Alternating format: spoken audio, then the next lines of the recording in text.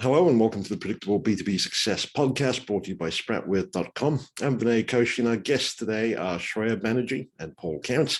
Thank you both for coming on the show. Shreya, if I understand this correctly, you've got something like over 11 years of experience in the power and aviation industries as a process engineer and lean leader for multi-billion dollar corporations. And you've managed these huge projects, but you're Six Sigma certified, as well as other marketing type certifications as well. But really, from what I understand, you bring your leadership skills, tech skills, but really an understanding of processes. In fact, if I'm not mistaken, you are perhaps one of the country's leading trainers and consultants in the marketing space as far as processes are concerned. And Paul, you are a serial entrepreneur, as I understand this. Yeah. Your first business was started out in high school, and you've ventured into many different forms of marketing, worked with nonprofits, for-profits, including information products for athletes and best-selling authors, which is quite an accomplishment in itself. But I'm curious, how did the two of you pair up? Why did you pair up? And was the problem that you were trying to solve initially still the same? Yeah. When we paired up, I've been a serial entrepreneur, as you mentioned, and Shreya had the process background. And so being a solopreneur, a serial entrepreneur, my whole life, I've tried to do things on my own. And I realized that was only going to get me so far as an entrepreneur. I needed better processes, better systems. But we have a vision. We both had a very similar vision to change how marketing is taught, how marketing is utilized in the workplace, and how businesses view marketing. And so we met at a live event. So we're big proponents of meeting at live events. Right. And we just discovered that we had we both were interested in marketing. We both knew marketing very well, but we also really had skill sets that complemented each other. And I think that's the key part. I'll let Shreya share more of that, but it just was a perfect fit for us as a team. Yeah, we, for lack of a better word, networking counts because we met at a live event where we were both there to network and we just connected. We hit off. I was, like you said, in a corporate career where I was in the power and aviation industry. My job was to go from facility to facility and figure out where the breaks in the process were happening. So why we were not meeting the numbers and try to fix that, catch up. So when I left, I actually came in a digital marketing space looking for that work-life balance that everybody was talking about, because I think everybody's in the search of that. Yeah. And got into the informational digital product path. And when Paul and I met, we both had that same history of like, okay, he's also created several hundreds of digital products. And I always look at things a little bit different because, again, my background's not completely marketing. So I brought the manufacturing process, if you think of it, to marketing, which is interesting take. Because now we look at things saying, does it make sense? Does it not? It needs to happen, but it's more, marketing is more than just creative juices going and coming up with creative ideas. So it's been a fun journey. Yeah. Excellent. And given your respective journeys, what would you say would be your personal areas of strength? Yeah. My strength is figuring out how to do something without having to personally do it. Because I don't enjoy doing day-to-day tasks, daily tasks. I think Paul said it one time to me, I'm amazed at your ability to get things done without actually doing them. So I make that as a strength of mine. I really believe in tools, having a tool set mindset, like there's 1,000 tools out there. Just being aware of what it is, but not have a squirrel mindset of saying, oh, this, and I'm going to run to this, I'm going to run to this. I am aware of all of them. I know how to use them. And then whichever the situation requires, I know exactly how to put it in and fit it it makes my job much faster, where the tool does the heavy lifting. I get it done super fast and I don't have to work. Yeah. And I would say my strength has always been people skills, networking, building relationships, deepening relationships with clients, bringing on new clients. Together, we're both very talented at that. And that's one thing we both do really well. And that's something, being able to foster those relationships and then be able, from a marketing standpoint, be able to take the process and turn it into a strategy that then, grows. And so that's where we complement each other really well, is the years and years of marketing mixed with years of marketing plus a process background is dynamite. And that's where it gets mind blowing to a lot of people we work with, because they don't see that. Usually you're going to see somebody that just has been stuck in marketing, or you're going to run across an agency or somebody people work with or that you listen to that only knows one thing. So they're just going to teach you Facebook ads, or they're just going to teach you SEO, or they're just going to teach you. The reality is, when you have a process-based mindset around your marketing, so much more can happen with it. And that's the beauty of our joint strength, and then individual strengths meet that together. Sure. I was actually going to ask you, what is something that businesses don't know but should in your respective areas of strength? And I think you just perhaps touched on it a little bit in that they don't completely realize the potential of having the two come together. But is there anything else that you would add to that? Yeah, I would say it's also one of our pet peeves. Anytime someone thinks that they need to go digital, they think social media, they think Facebook ads, because that's pretty much what everybody does and everybody knows. So when a small business owner or somebody goes to the market, if everybody knows that and that's the only service that they could provide, they'd be leaned towards it. It might not apply to your business at all. It's, so it's okay to go online and have different presence in different platforms other than Facebook ads, and see a bigger bang for the buck than doing, again, Facebook ads. Like it's not Google My Business anymore, Google Places, right? Google Business Profile. Yeah, Google Business Profiles. Yes. Yeah. Google Traffic, like having problem-solving traffic. So we've separated traffic sources into two different segments. So one are social platforms where you go to hang out, like Facebook, TikTok, Instagram. I'm there to look at cat videos, right? It's fantastic. You show me an ad or you show me your post about real estate or roofing company. That's fantastic, but I'm not going to stop because I want to look at that cat video. I'm going to switch over. But problem solving platform is where I go to solve my problem, like Google, YouTube, Pinterest. And that's not mainstream. It's looked at old school now. But as a small business, as a entrepreneur, that's where you need to focus your strength or your marketing dollars to begin with, because those are problem solving platforms. And right now what's happening is a lot of businesses have been shouting from the rooftops about how their numbers are dropping because of Facebook's iOS update and all these changes. None of our clients that were implementing our strategies nor ourselves were impacted by those latest Facebook changes because we put things in place that would actually combat that. So we were dipping our toes in other waters. We weren't 100% on one traffic strategy. You don't see us like when a trend comes out, like a Clubhouse, for example, you would not see us jump ship. We even had a client go as far as to say, if I'm paying you guys to consult with you, why do I have to tell you about Clubhouse? Well, our simple answer was simple. We didn't tell you about it because we didn't see it as being a big opportunity to jump to, nor did we want to take you away from the focus that we were working on, which is long-term. And a lot of people jumped to Clubhouse. Some people, it worked out for a very brief time. Now it's non-existent. So you have to be careful about jumping from trends to trends, which happens in a lot of businesses.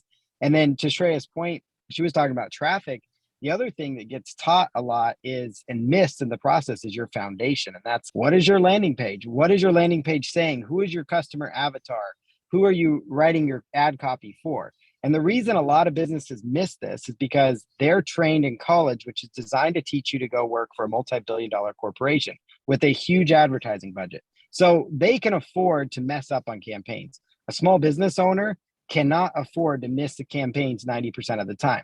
They don't have the budget to go throw another $100,000 at a campaign. So you need to make sure it works. And to make sure your campaign works, you better make sure your landing page is grabbing people's name and email and not focusing on how big is your Instagram following and how big is your Instagram account. Because the reality is that is something you don't own. And a lot of business owners get stuck in that, where they look at these vanity metrics that really don't matter at the end of the day. And it's hard for them to understand that because they want to feel good and it makes them feel good. But the reality is it doesn't feel good when Instagram pulls the plug on your business and you don't have a business left. So you need to make sure you're taking those audiences from those platforms and moving them to your own email list, just like they do to you. Because when you sign up for an Instagram, Facebook, Pinterest account, what do they ask for? It's your email. And there's a reason for that.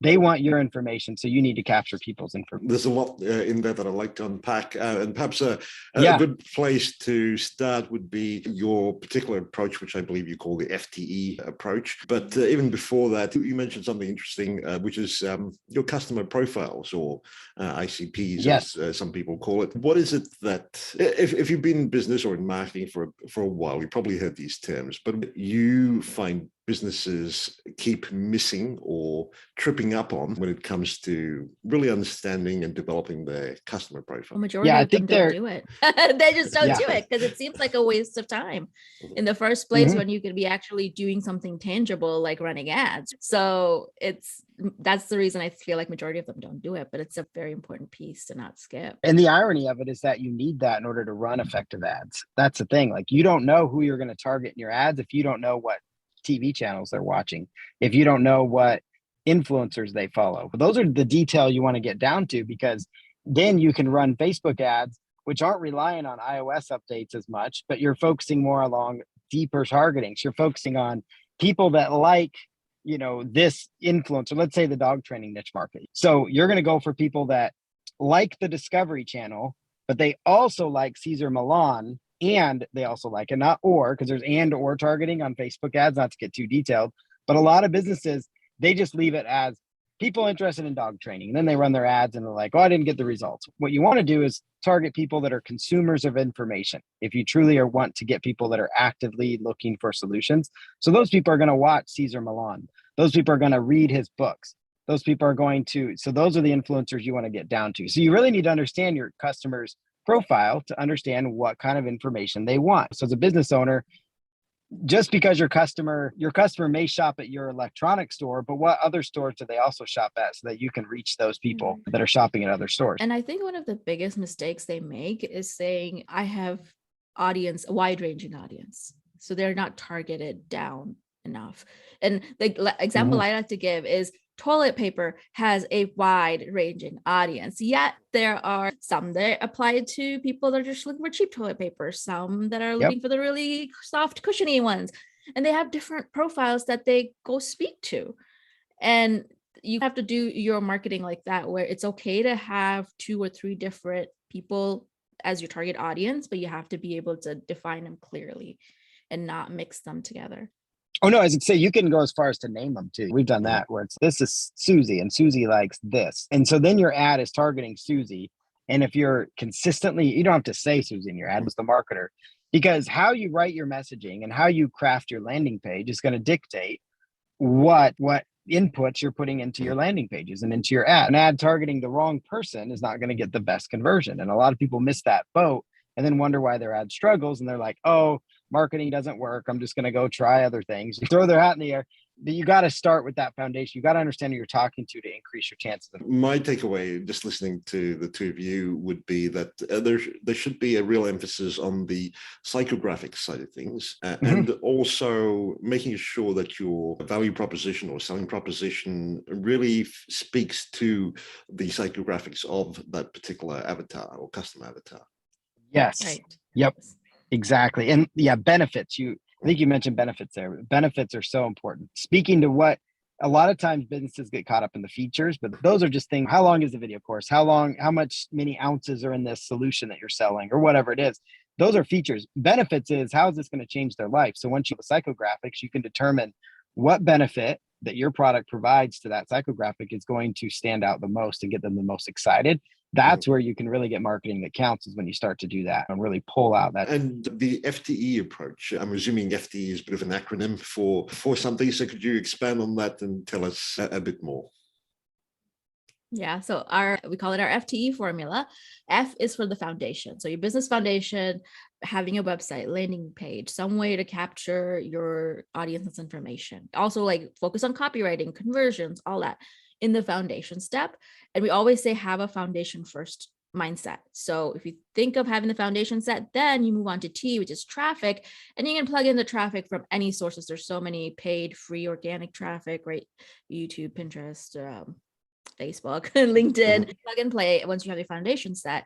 And last is E for engagement, which is where you do post on social media. So we cover that in the very end. Mostly when people think digital marketing, that's the first thing they go to, is the engagement piece, and start posting 5 times a day. That's more for the end. Once you have an audience, then you need to start interacting with them and building that relationship with them, because they're no different than like having an email list. You have to email them to get that engagement going. So that's where social media, email follow-ups, and building relationship falls under engagement. When it comes to foundations, you suggested having a landing page per se. One of the questions when I was involved with an agency doing website developments and things of that nature was the issue of your homepage.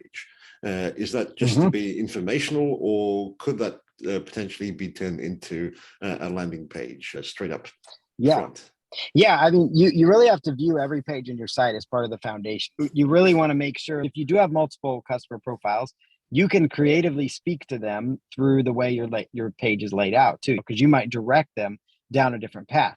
And the key part is your homepage, because that's where most of your type in traffic will go. So if you're running a radio ad, you're on a podcast, you're out there on another avenue that's going to get them to go to your main homepage, that's where you really want to make sure that's just as important as any page. So we view landing page as the entire website. And that's where sometimes people we work with, clients we work with, we tell them the process laid out at the beginning, but they can sometimes get impatient because they're like, I just want to run ads. I just want to run ads. I'm like, your whole site's not set right yet.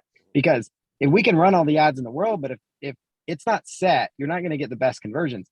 And by being set, I'm even going down to, I like you mentioned your past agency experience. Something that people miss out on too is page speed. If your website is painfully slow to load, then you need to fix that, because people will bounce. People are impatient these days. They don't want to stay for a slow loading website.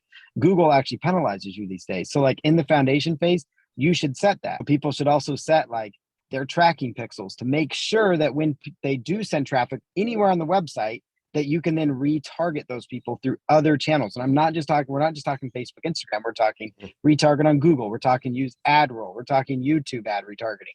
So that way you can retarget them omni-channel retargeting, so that you're not stuck.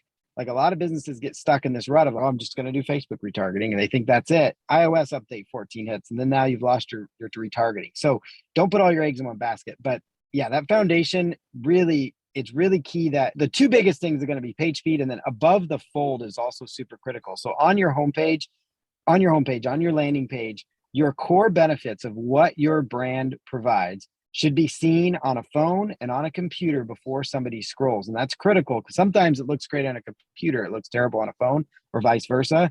You need to make sure it looks decent on both before people scroll. That's the most important thing. It's called above the fold, but the easiest thing to do is look at your website, and do you give people your core benefits that speaks to your avatar, your audience, your ICP, whatever it is, above the fold? And then if it does, great. If not, fix it.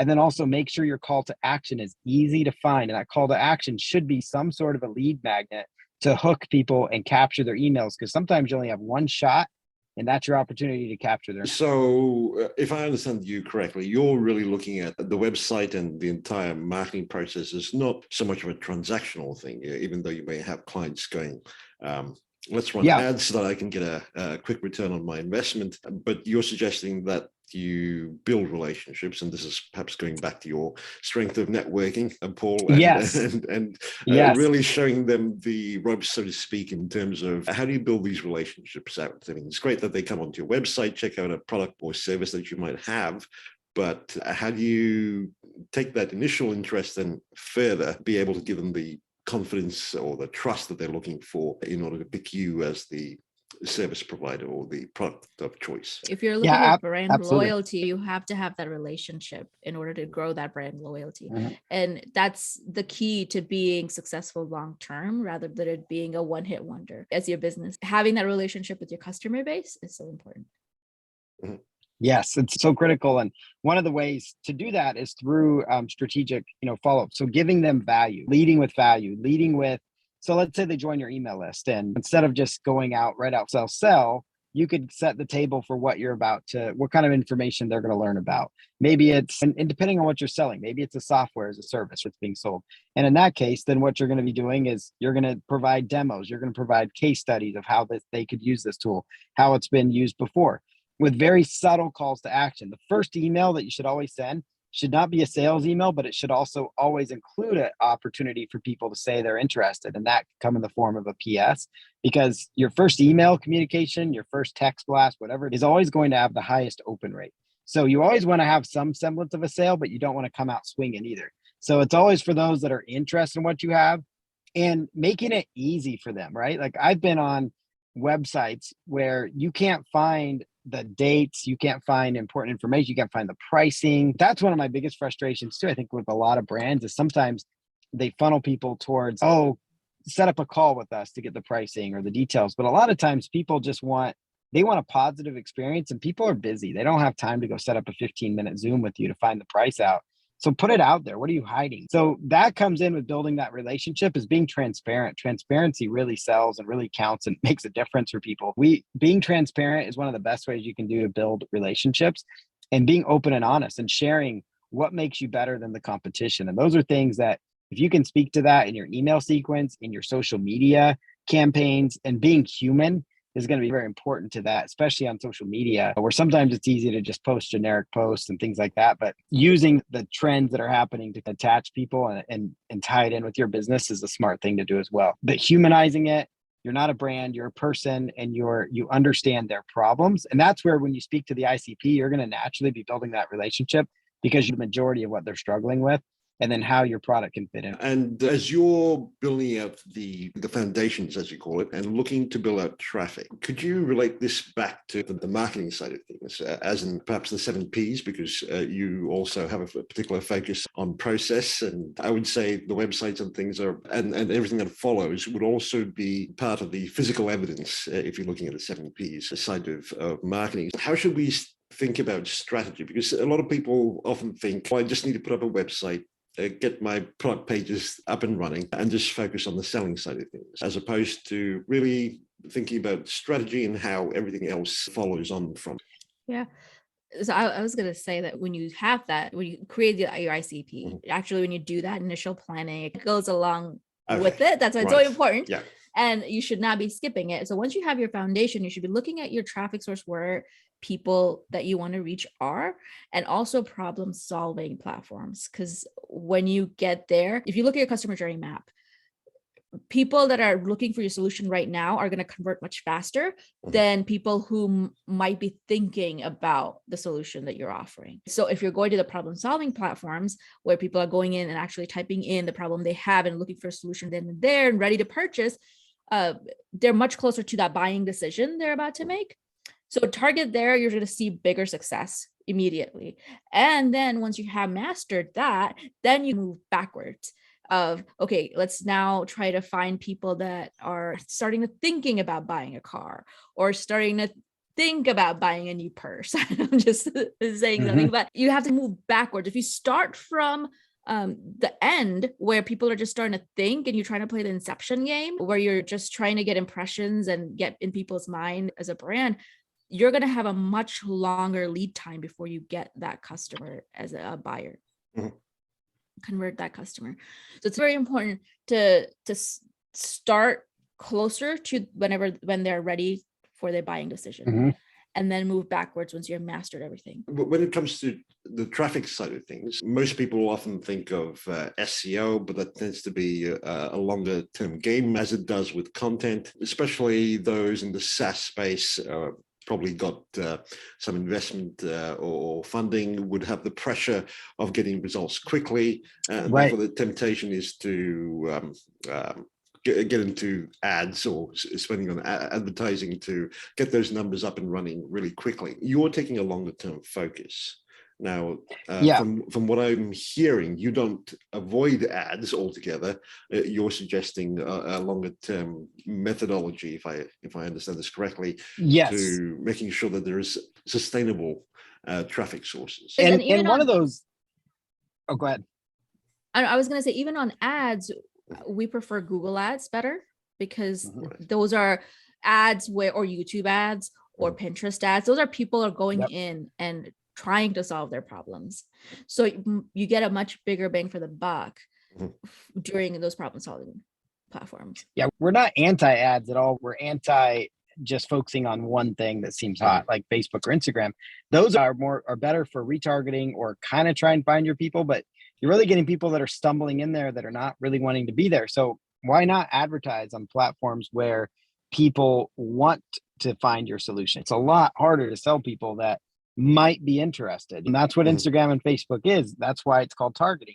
Whereas on Pinterest, they're literally on boards about, let's say, lupus, and you have a solution for their lupus symptoms, then great. Then you've got a perfect match there. Like Shreya said, they're looking for problems. Yeah. So we're big proponents on ads, and ads are a quick way to get going. And that's where it makes sense to advertise on Google Ads, or it makes sense with YouTube, because you can pick what keywords your ad will show up for. You can pick what channels your ad will show on. So you have a lot more control over that. And so if you're going to look at an ad strategy, let's say a SaaS platform has a bunch of money to spend, look at Google Ads. Like, it's shocking. And a lot of times we're getting very low cost per click because everybody jumped ship over to Facebook and Instagram ads. So now Google, they've got less people using it. So why not go back over there and save yourself? Do you also recommend SEO and investing in content Yes. as the overall part of the strategy? Okay. Yeah, it's a twofold approach, right? Like, you're going to have to do both. We typically will start with SEO and then we'll do Google Ads. We kind of, or sometimes do them in tandem.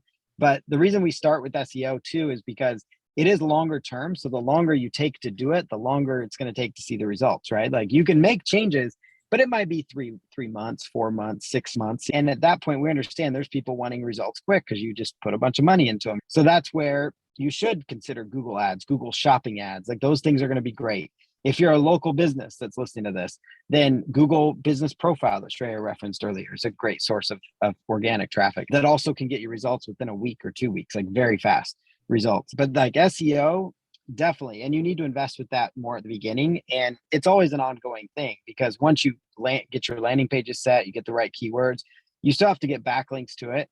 There's still, just because you do some on-page SEO, it can help you. And we see huge results with that. But a lot of times people think that's all you have to do. And you still have to get those backlinks from other directories and other sources. And you have to do guest blogging. It is a very much a long-term game, but the benefits of it are incredible because of the fact that you're not paying for that traffic and you can't turn it off. And it's very targeted traffic for very specific keywords.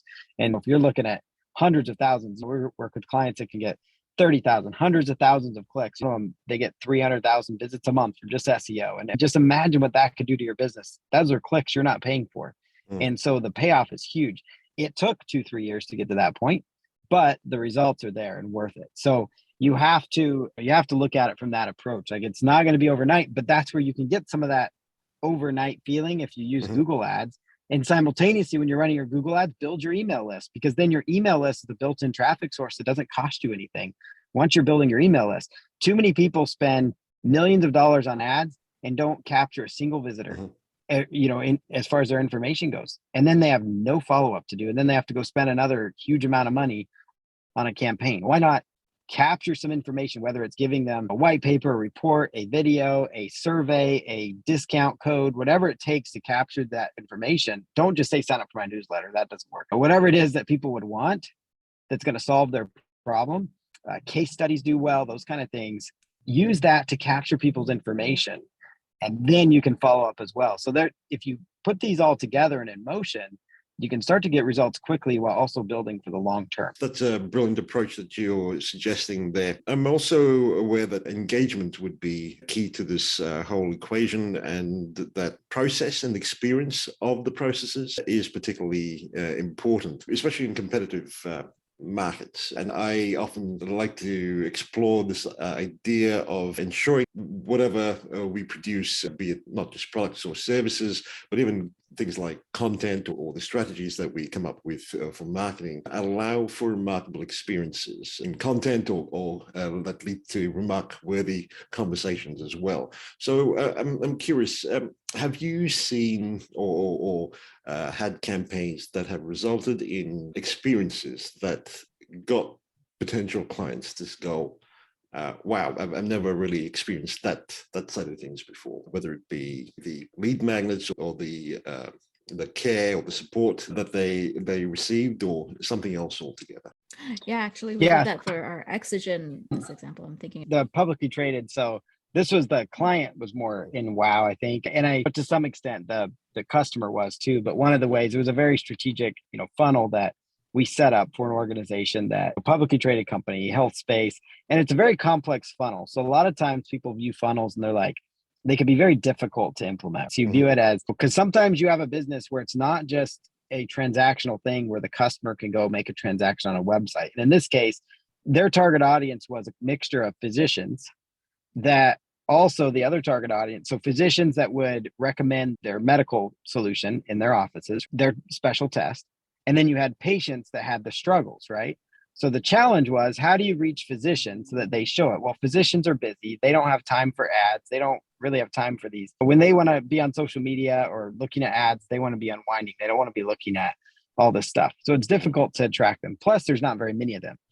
Now, there's hundreds of thousands of people a month that were looking for the solution that this product solved. So what we did is we set up a campaign where we set up Google ads that would run to a page that was actually like a symptoms checklist for this symptom that the individuals had. So we set up a campaign for the symptoms checklist.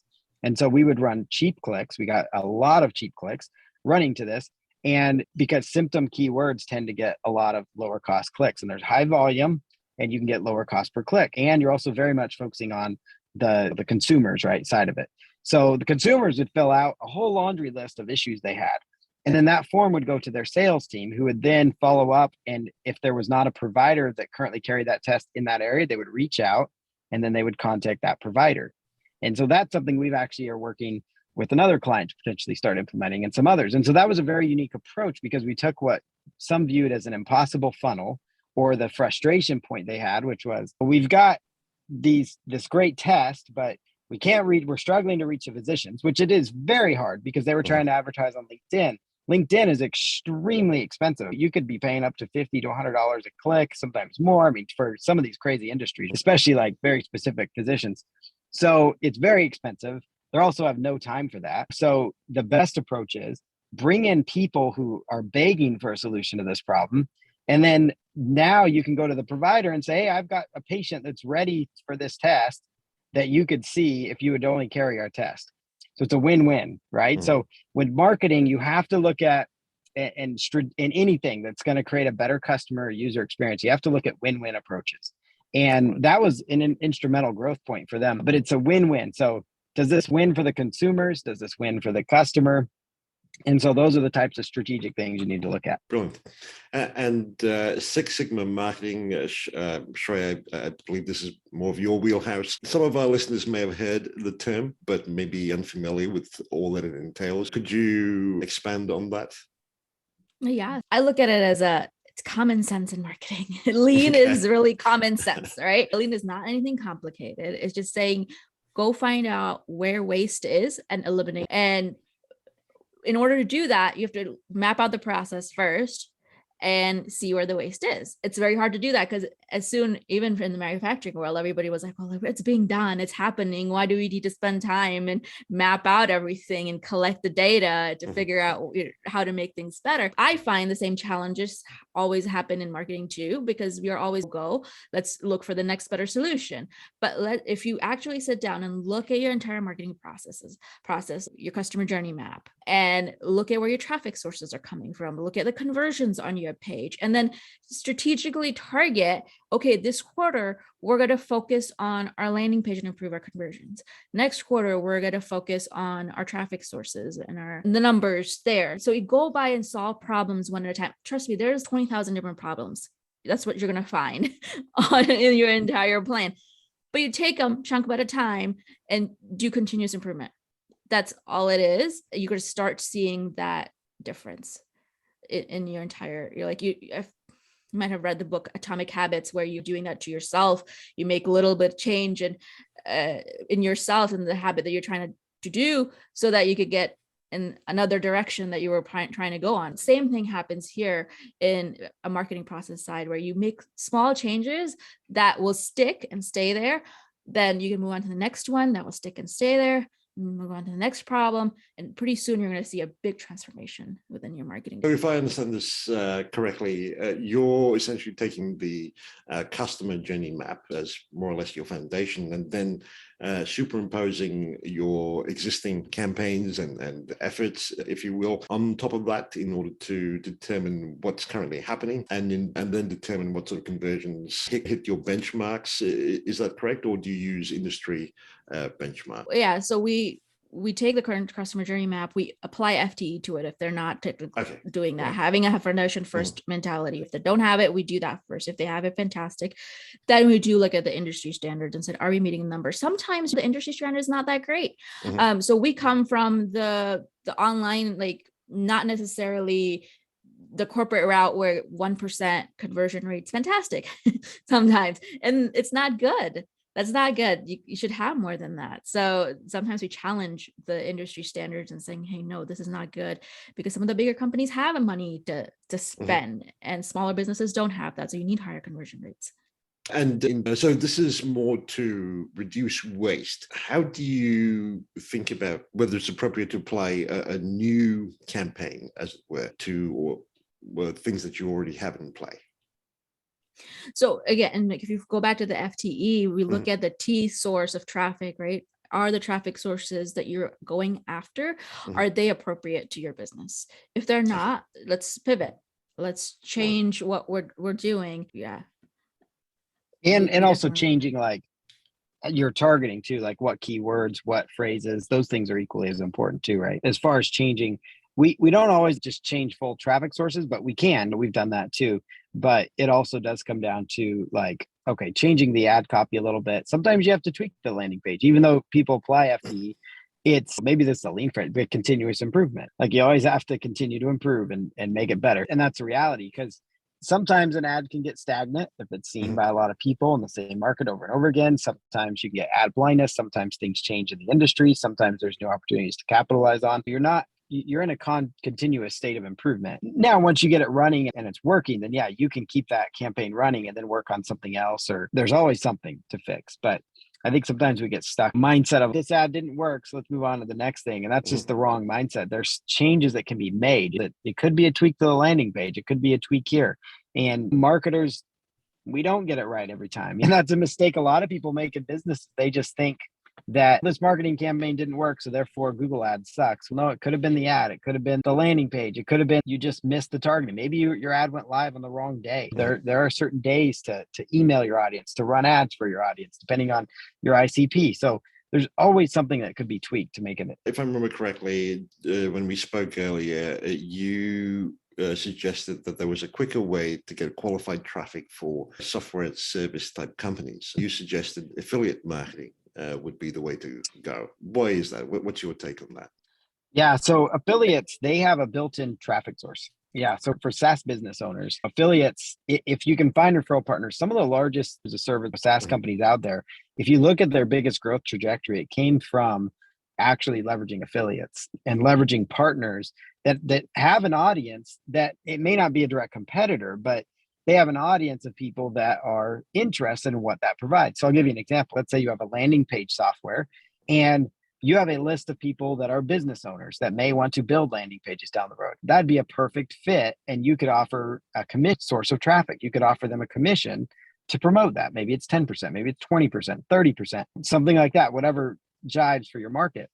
But that's the quickest way to grow. And you have to be willing. And sometimes people look at it and they're like, oh, but I've spent this much money and I don't want to give up my profits. What's the difference between that and running ads? And the difference is that if you were to go out and find one influencer, so we work with somebody else that's got a SaaS, and their SaaS does live streams for churches. And one of their biggest successes has consistently been when they go out and find an influencer on YouTube, which again, problem solving traffic source, and they find an influencer on YouTube who speaks to everybody in that niche market, who reviews tools and software. And boom, you get on that, and all of a sudden you get a pile of new leads and new referrals. And another client. So we have another client in this, again, going crazy on these niches, but this one is not a software niche, but I'll share the referral angle though to you. Industrial ceiling fans. So we were looking at his traffic and he saw a huge spike and he's, oh yeah, I just had this guy mention believe it or not, there's people that follow people in the farming niche, the cattle niche market for like how to improve their warehouse, how to improve the barns to make circulation better. And there's a younger person in that space that goes around and he's an influencer in that space. Well, he mentioned this brand we work for, boom, blew up, for their industry, tons of visitors, lots of new inquiries. And those kind of things happen when you're doing referral traffic. That is one of the best traffic sources you can have apart from Google because it's warm traffic. So think of it this way. If somebody said, to you, hey, work with Shreya and Paul because they're amazing. They've done great stuff for us. You're going to most likely want to engage with us. And that is how, we close a lot of businesses, referrals. And it's the same way. So it's somebody saying, hey, here's a solution to what you have. I've used this and it's amazing. So you should use it as well. And so don't just go for people that might have an email list. Look at YouTube channels, look at people doing reviews. And referral traffic is one of the best converters because it's people that are, it's really a warm handoff. And then also the other benefit of it is you can get a lot of traffic for very little. And some of these people, let's say they have an email list of 50,000 people or 100,000 people. One email could generate you 2,000 visits to your landing, which if you were to run that in ads, you're going to spend just the same amount of money and you're not going to get it that quick. It might happen over the time of 2-3 weeks. So why not go that route? So a SaaS platform, if you're missing out on affiliate traffic, you're missing the boat big time. There's huge opportunities of tapping into affiliates. And there's a lot of tools you can use. Kajabi's got a source where you can actually track affiliates creatively. There's sources like ClickBank that will work with software companies. There's a lot of different ones out there. You can find them. But there's ways that you can leverage the power of affiliates, and it's amazing what it can do. Brilliant. The key really is to make sure you capture their information. Don't send them to just a basic home page and they get lost. Make sure you're paying for that traffic. Make sure you capture their information. Right. You're just paying for it on the back end. You're giving a commission at the end. Yeah. Or the other approach is influencer where you pay them a little bit up front. Maybe it's $1,000 to go post this video because some of these influencers don't know the clout they get. So it can be interesting. But yeah, that's, if you're missing that, like that's the quickest way I would say to scale a SaaS business. Sure. I know the whole marketing strategy area is huge and we could go on about this for a few hours, but given your experiences and the many conversations that you have with clients across a wide range of industries, would you say that there's an aspect or two that commonly doesn't get talked about very much, but should? If so, what would they? An aspect of marketing that doesn't get talked about enough? Is that what you're saying? Yeah. Yeah, I would say a lot of it we discussed, right? So a lot of it is going to be the problem solving traffic sources. I think that gets ignored a lot because everybody wants to jump to the newest trend. And that's probably to us one of the biggest things. And the other part around marketing that I think doesn't get talked about enough is the power of education. We've talked about this before, but educating your prospects, your consumers. One of our best converting standpoints for us in our own personal business is that we educate through the process. When one of the things we've learned when we worked with other clients and accounts in totally different niche markets is the power of education. If you can give your clients a toolbox or like a resource of here's how to use that product, it's amazing how few questions you end up getting. Like a knowledge base can go a long way for a software. If you're having people that are constantly having to reach out to you, that can hurt your brand image. That can make people frustrated because they get stopped. But a well-defined knowledge base can go a long way. And here's something else for SaaS businesses and any business out there is make that knowledge base just a side trick because this gets you a lot of search results, a lot of search traffic. This is the tip that you guys can take to the bank here. Make your knowledge base searchable. Don't hide it behind a wall where it can't be found. Don't make people log in. If you make it searchable, it's amazing what kind of traffic you can get because Google has the questions that come up. So the questions traffic that come up. Look at your logs. One of the quickest things you can do as a business from a marketing standpoint is get your support team to partner up with your marketing because it's amazing. The questions that keep getting asked repeatedly over and over again in support should then go on a website landing page. But marketing should also have their hand in that because marketing should be able to help you with the right schema markup on that page so that it can get found in a query search. Because a lot of people are going to ask, especially as your software grows too, how do you use XYZ in this software? Or how does this software compare to this? So we've worked with a few SaaS platforms before, and one of the best search terms for them was how does such and such software versus such and such software. Yep. It's funny how people do that. And so don't be shy. Some people are like, why would you do that? You're going to send our competitor. No, if they're already looking for your competition, they're pretty targeted. And if they're looking at your business versus another competitor, that's a pretty easy way to sell them because then you can speak to why your software is better than your competition while also leveraging your competition's name strategically. You can't do it through ads. Be careful of that. But you can do it with SEO through a knowledge base. So make your knowledge base searchable. It's going to help you from a marketing standpoint. But that's a roundabout answer to say education of your consumers is the best thing you can do to have a long-term happy customer is give them good value and education, and they're going to feel indebted to you. Absolutely. In fact, one of the conversations I enjoy having is around content governance and looking at all the content that's actually produced, not just for the external market, but even internally as well. To put some numbers around it, if you look at the average price of producing a piece of content at about, say, $500 to $1,000, most companies have $1 million assets they're sitting on, but aren't aware of. That's such a great point. Yeah. And you just touched upon the knowledge base as being a key part of that. But yeah, the support and sales and customer success that produces incredible documents internally that just isn't made available, or the rest of the company isn't aware of, sits in the archives or in the abyss, so to speak, and it isn't working for you. Yeah. Right. It is. I wanted to add another one. All right.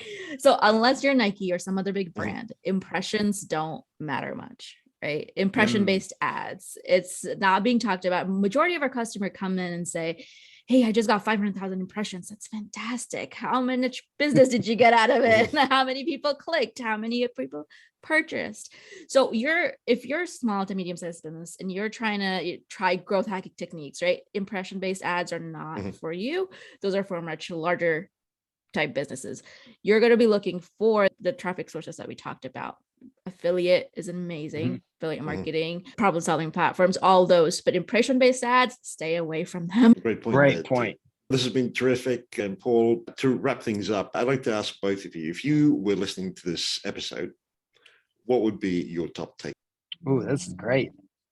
I know. I would say talked about so much. The power we did. I would say the power of understanding who your ICP is. Like, don't discount that, and also don't be shy if you already have one of going back and really drilling into who your ICP is. Who are you truly trying to reach with your messaging, and make sure you get that down and understand where do they like to shop, what websites do they like to view, what is their demographic makeup generally, where do they shop, what other stores and brands do they like considering your brand. So consider all those things.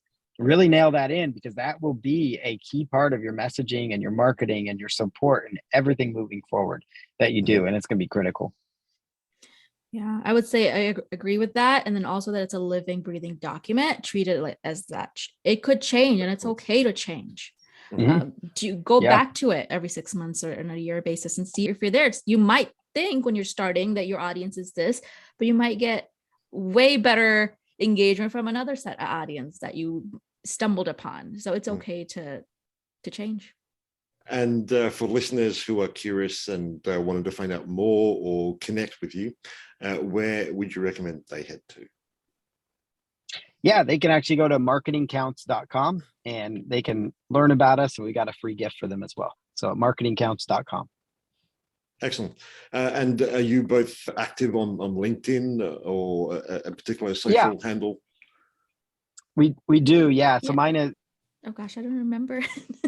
Yeah. Fair enough. Yep. If you look up, look us up on on there. You'll see us. You'll see our bright shining faces. Sure. LinkedIn and Instagram. We're very active on those platforms. Okay. And I'll include the links in the show notes so they can look you up. Perfect. Terrific. Shreya and Paul, thank you both for doing this. Appreciate you taking the time out. Thank you. Yeah, thank you so much. We appreciate it.